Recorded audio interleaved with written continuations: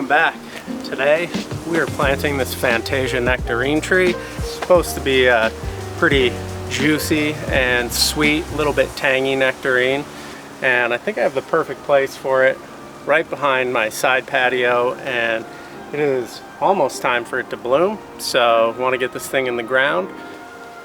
We're going to plant it, we're going to prune it, and then we're going to treat it. It had a pretty bad case of peach leaf curl last year and want to get on top of that. We're going to give it one more copper treatment and it should be good. So looking forward to it.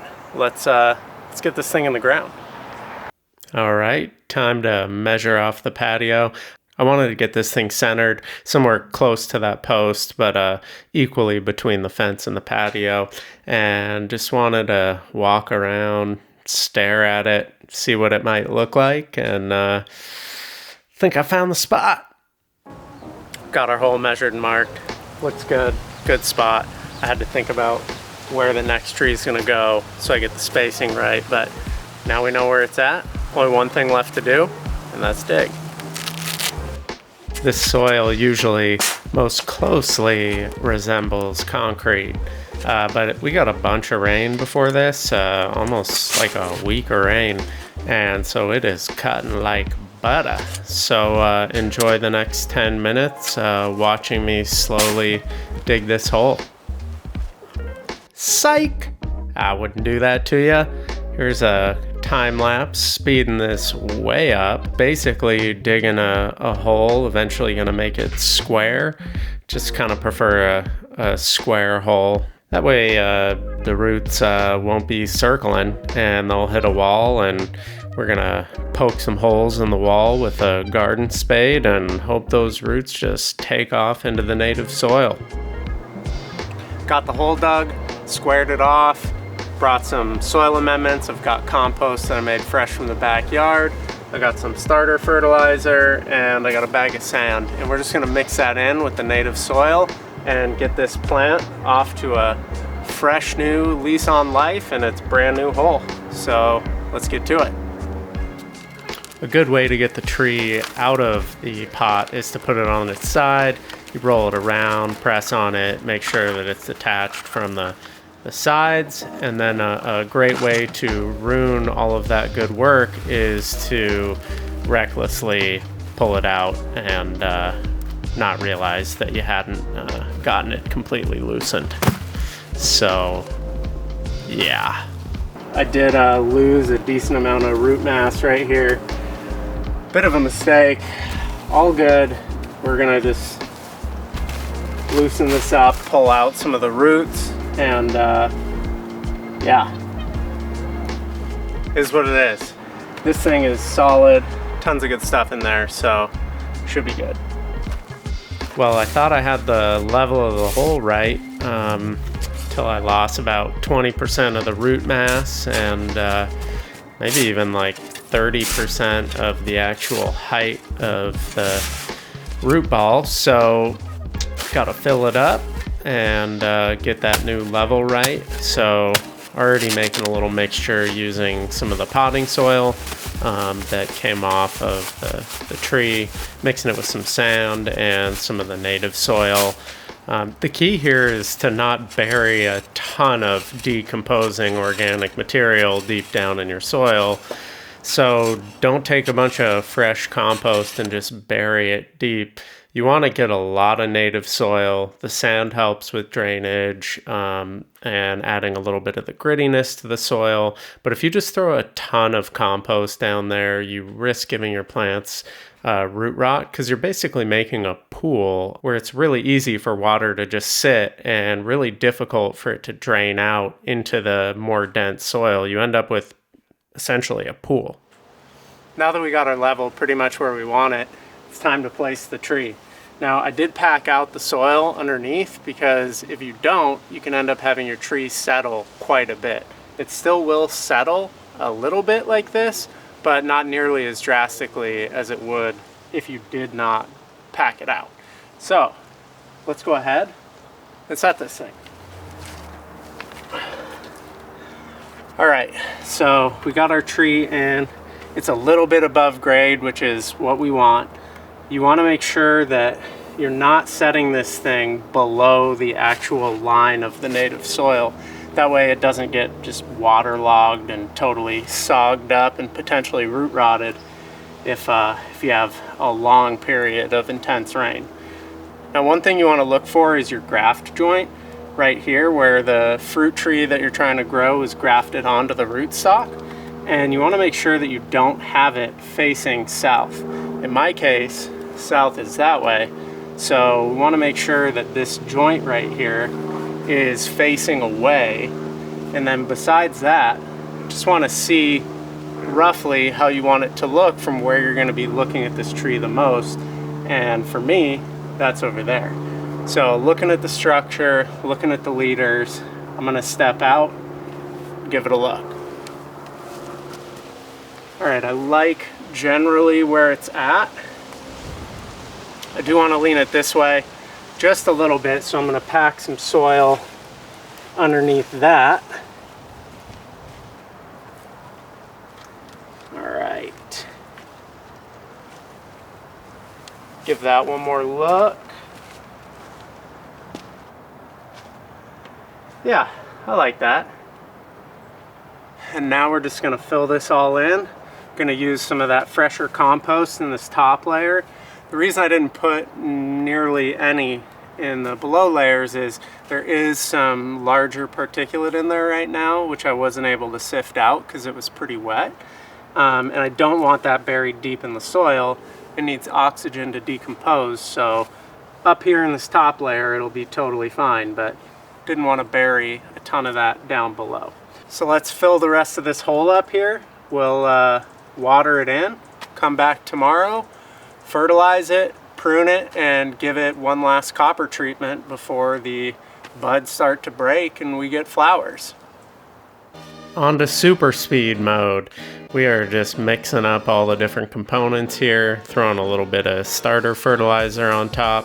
I went in the backyard, got some more compost. Just wanted to give it a little wider reach with the compost around the tree and get this thing off to a good start in life. And now, on to the pruning. We're pruning for a couple reasons. One, we want to get this thing balanced so that we don't have one huge leader and we get a pretty uniform shape out of it. Two is to enhance fruit production. And three is just to clean it up and stop branches from intermingling and getting rid of dead ones. So let's go through some of these and analyze what we're going to do to this tree. As you can see here, we've got some pretty dominant branches, and that's going to be these three.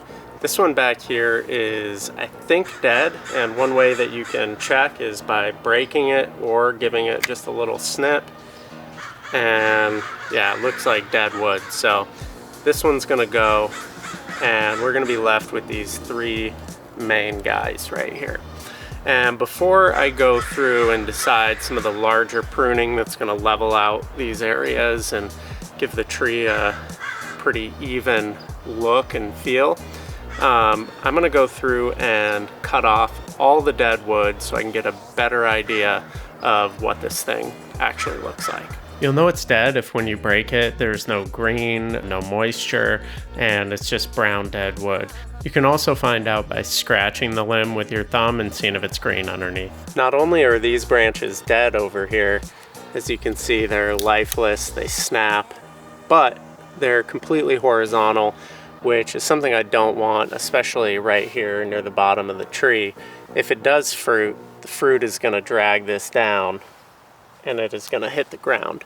So we're going to cut these ones off as well.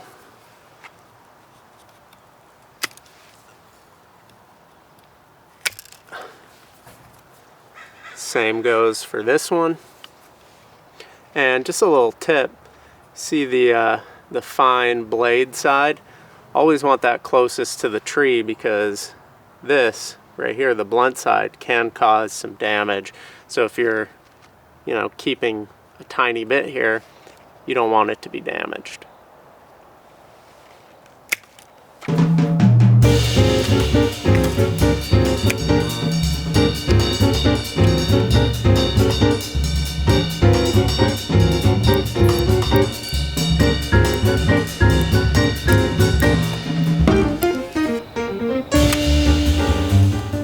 got most of the inward facing and dead branches done, and now we want to level this tree to make sure that the growth hormones are going roughly the same in all areas and we don't have one predominant leader like we currently have right here. So gonna take a little look around. So at each one of these nodes, it's basically telling you where the tree is gonna branch out at. And I have heard that the clusters of buds are where there's gonna be fruiting happening, and where there's single buds is where there's gonna be more vegetative growth. So we're gonna keep that in mind when we prune this, and yeah, let's check this thing out here. Pick a nice spot.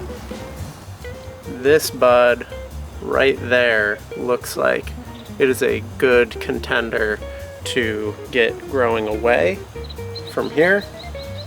We also have this one here, so I'm gonna let these two branch out quite a bit. And always remember, make your cuts on a 45. That way no water sits and pools on there. It's just a good practice to get into. And I'm gonna make that cut. Cut this and have this be the new leader here on that side. Done. I am going to bring this down just to get it more in line with this. This has an exaggerated view from the camera, but it's almost exactly this size. So I'm going to get rid of this.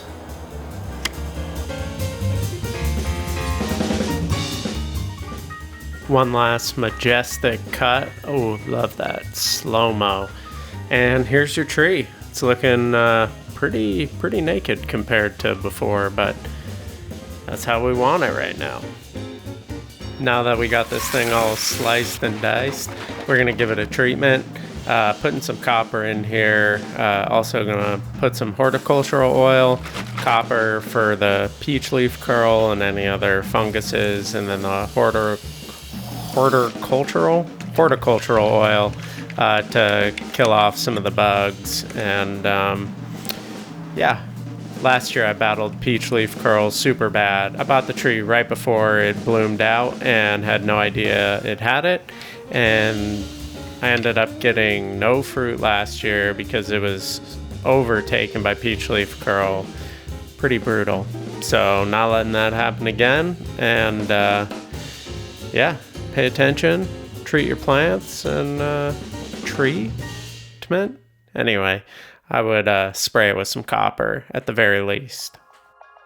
'Tis a new day, and being the crazy person I am, I rake the large particulate away and put some fresh sifted compost around the base. Makes it look a little nicer.